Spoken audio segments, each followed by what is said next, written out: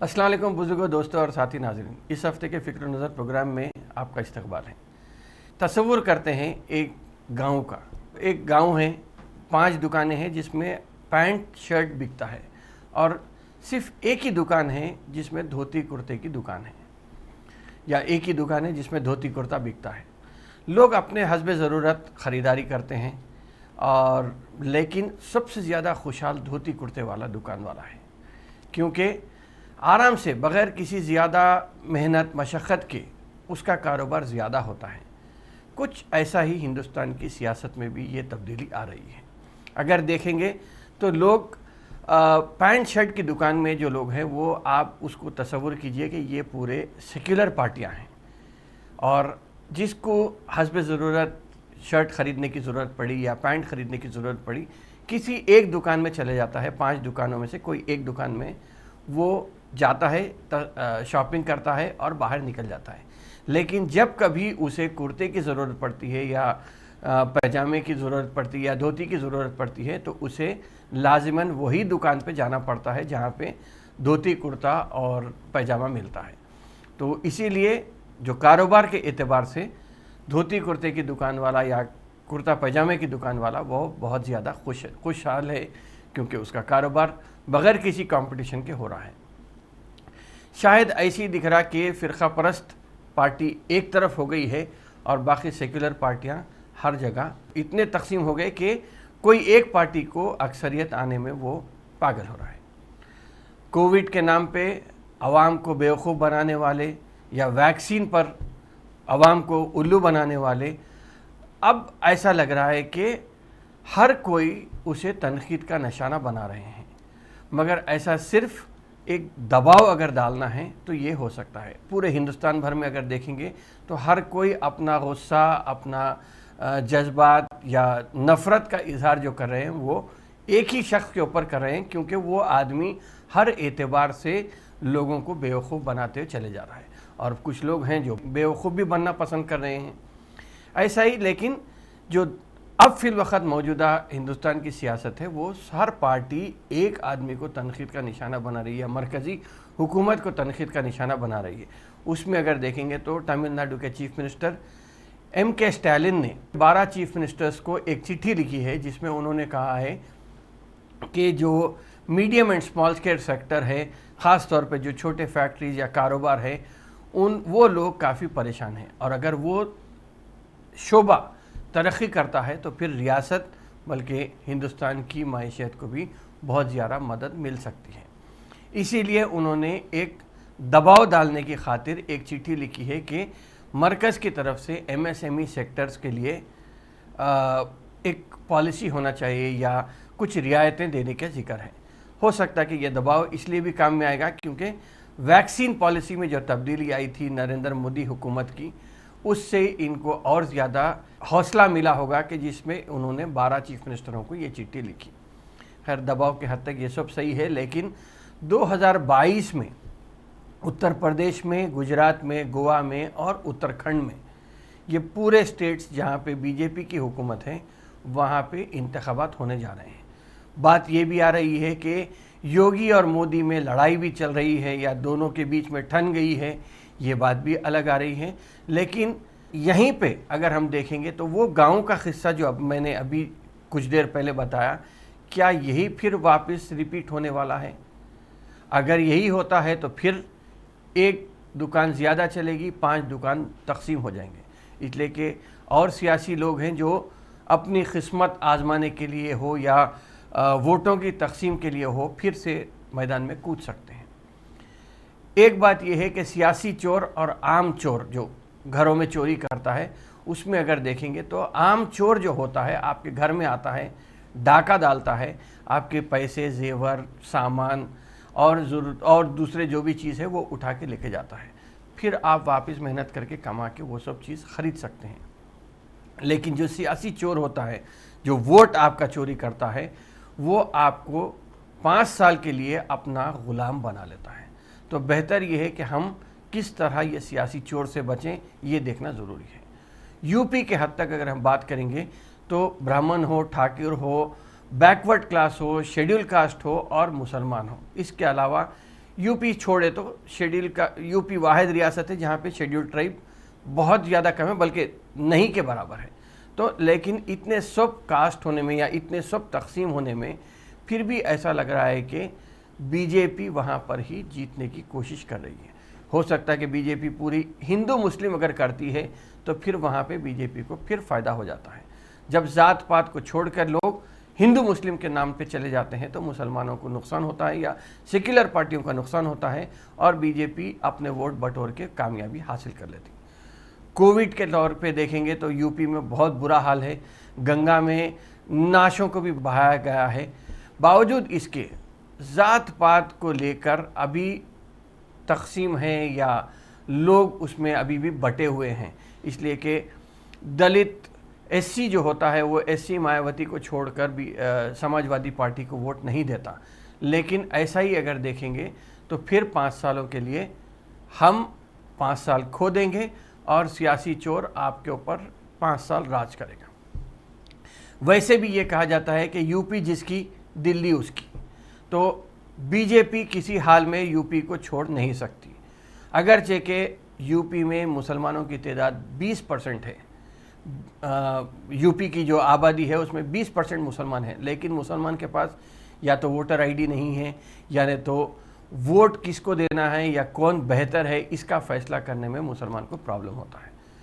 SC Yadav को vote नहीं देता और बीसी कभी एससी को वोट नहीं देता। यही चक्कर में 5 साल आपके गंवा देना पड़ेगा। मगर अगर हिंदू मुसलमान बीजेपी करती है तो फिर यहाँ पे आप गुज़िश्ता के या 1-2 एपिसोड पहले मैंने जिस मस्जिद का जिक्र किया था वहाँ पे ऐसा लग रहा है कि हर एतबार से हिंदू मुस्लिम की ही कैटेगरी को लाने के लिए बीजेपी वहाँ पे तैयार है। राइट विंग की बात अगर हम करेंगे तो राइट विंग में ब्राह्मण, ठाकुर, बीसी और एससी हर कोई ये कोशिश कर रहा है कि अपने पसंद का लीडर वहाँ पे जीते, लेकिन वोट बिगाड़ने की चक्कर अगर जाती है तो मैं समझता हूँ कि बहुत ज़्यादा हो जाएगा। अभी आप देखिए कि दल बदलू गैंग भी तैयार हो गई है। बीजेपी ने पहले हथियार के तौर पे जितेंद्र प्रसाद को कांग्रेस से भगाने में कामयाबी हासिल की। ये भी बात उठी है कि राहुल गांधी की स्ट्रैटेजी फिर से फेल होने लगी है। ये बात ऐसे है कि ये सियासी बातें तो चलते रहेंगी, लेकिन इसी असना में एसी पांडे को इलेक्शन कमिश्नर बना दिया गया है। एसी पांडे कौन है अगर देखेंगे तो एसी पांडे वही आदमी है जो चीफ सेक्रेटरी बनकर योगी के राइट हैंड मैन बन के रहे थे और उन्होंने बड़ी बुलंद आवाज़ के साथ जो योगी की पॉलिसी थी एनकाउंटर को लेकर, एनकाउंटर के मसले में उन्होंने हर जगह जाकर एनकाउंटर की पॉलिसी जो थी योगी हुकूमत की उसकी वकालत करते थे। तो उन्हें रिटायरमेंट के बाद अब फिर उन्हें इलेक्शन कमीशन के तौर पे बना दिया गया है। क्या ये 8-9 महीने के बाद होने वाले यूपी इलेक्शन की तैयारी है? आगे चल के वक्त ही बताएगा। आखिरी बात एक इम्पॉर्टेंट है कि इन सब हालात में, ये सब तो सियासी हालात हैं, लेकिन कोरोना ख़त्म हुआ है, लॉकडाउन ख़त्म हुआ है और कोरोना और लॉकडाउन के उसमें सबसे ज़्यादा नुकसान अगर हुआ है तो वो मुसलमान का हुआ है और एससी तबके का हुआ है, क्योंकि एससी तबका भी बहुत ही कमज़ोर है और मुसलमान रोज़ाना की ज़िंदगी पे ज़्यादा काम करता है। रोज़ाना आज कमाएंगे आज खा लेंगे, तो ये जो पॉलिसी मुसलमान की है उस पर। लेकिन फिर भी हर एतबार से लॉकडाउन के हटने के बाद भी ऐसा लग रहा है कि हर एक तबके की नज़र, चाहे वो दुकानदार हो, फैक्ट्री का मालिक हो या कोई भी हो, उस पर हर एक की नज़र मुसलमान के पैसे पे है।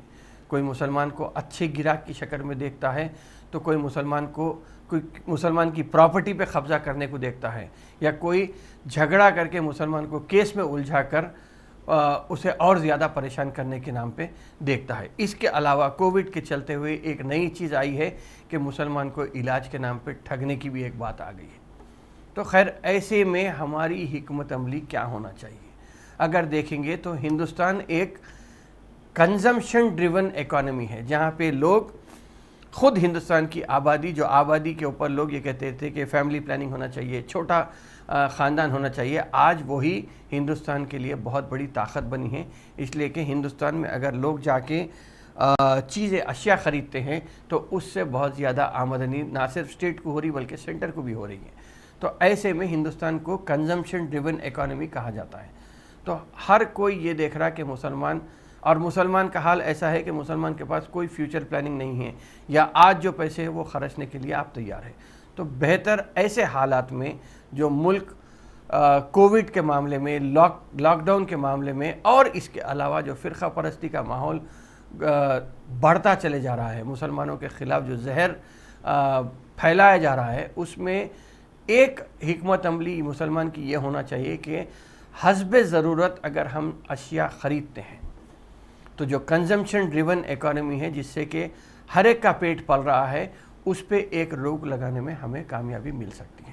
لوگ ہمارے پاس پھر آگے گھٹنے ٹیکتے ہوئے آئیں گے کہ کیا بات ہے کہ مسلمان خرید رہا نہیں. عموماً یہ ہوتا ہے کہ مسلمان ہر وقت آگے کی چیز پہلے خریدنے کی, جو کوئی نیا ماڈل فون متعارف ہوتا ہے مارکیٹ میں, آپ خریدنے کی کوشش کرتے ہیں. اگر ضرورت, خود حیدرآباد میں ایک بڑی دکان ہے یہاں پہ, وہاں پہ یہ بات آئی تھی کہ جو مالی کے دکان تھے, ان سے بات چیت میں انہوں نے کہا کہ صاحب دوسرے طبقے کا یا دوسرے مذہب کا جب آدمی آتا ہے تو وہ ایک لسٹ بنا کے آتا ہے, اور حسب ضرورت جو لسٹ میں لکھا ہوتا ہے وہی چیز پہ اپنی نظر ڈالتا ہے, وہی چیز خرید کے چلے جاتا ہے. لیکن جب مسلمان عورت یا مسلمان مرد اندر گھستا ہے تو وہ لسٹ اپنی جگہ, تو پہلے تو لسٹ رہتی نہیں ساتھ, لیکن آتا ایک چمچہ خریدنے کے لیے اگر آتا ہے, لیکن اس کی نظر ہوتی ہے کہ دکان میں اور کیا کیا چیزیں ہیں, اس پہ نظر ہوتی ہے. خریدنا رہتا ہے ایک چمچہ, لیکن خرید کے جاتا ہے ایک تھیلا بھر سامان. تو یہ چیزوں سے میں سمجھتا ہوں کہ اب فی الوقت آج کے حالات میں کم از کم 1 سال کے لیے اگر ہم اپنی خریداری پر روک لگاتے ہیں تو دکاندار ہو یا فیکٹری مالک ہو یا حکومت ہو, حکومتیں ہوں, وہ سب گھٹنے ٹیک کر ہمارے سامنے آ جائیں گے. یہی وجہ سے ہم ایک کام کر سکتے کہ کسی حد تک لوگوں کو اپنا جو پرچیزنگ پاور ہے وہ دکھا کر ہم اپنی سیفٹی کو ایک گارنٹی کر سکتے ہیں. ورنہ جس اعتبار سے فرقہ پرستی کا ماحول یہاں پہ گھل رہا ہے, اس سے بچ کے آگے نکلنا بہت مشکل ہوتا جا رہا ہے. خاص طور پہ نارتھ انڈیا میں یہ بات آ رہی ہے, لیکن اسٹیٹ میں بھی اگر دیکھیں گے تو اسٹیٹ میں بھی جس طرح حالات بدلتے چلے جا رہے ہیں, TRS تھی, کانگریس تھی, CPI CPM تھے, اس کے بعد کوڈنڈرام کی پارٹی تھی, اب نئی YSR تلنگانہ یا YSR شرمیلا پارٹی بھی تلنگانہ میں آنے والی ہے. TRS میں جو بغاوت کے بادل چھائے ہوئے ہیں, اس سے بھی بہت اچھا ہوگا کہ ہم اچھی طریقے سے اگر ہم ہماری حکمت عملی بناتے ہیں تو پھر ان سب پہ ہم اپنا اثر رکھ سکتے ہیں. اور کس طرح ہم ووٹ دینے میں تو کافی ٹائم ہے, لیکن اگر معاشی اعتبار سے ہم حکومت کو کمزور کرتے ہیں تو ہی ہمارے لیے حکومت ہماری بھلائی کا سوچے گی. اور ہماری بھلائی اسی میں ہے کہ ہم فضول خرچی کو کم کریں, حسب ضرورت چیزوں کو خریدیں. خیر, ان سب چیزوں کے ساتھ میں سمجھتا ہوں کہ اس ہفتے میں یہاں اپنی بات کو ختم کرتا ہوں. انشاءاللہ تعالی آئندہ ہفتے پھر ملاقات ہوگی, پھر دوسرے مدعوں پہ بات ہوگی. شکریہ, خدا حافظ.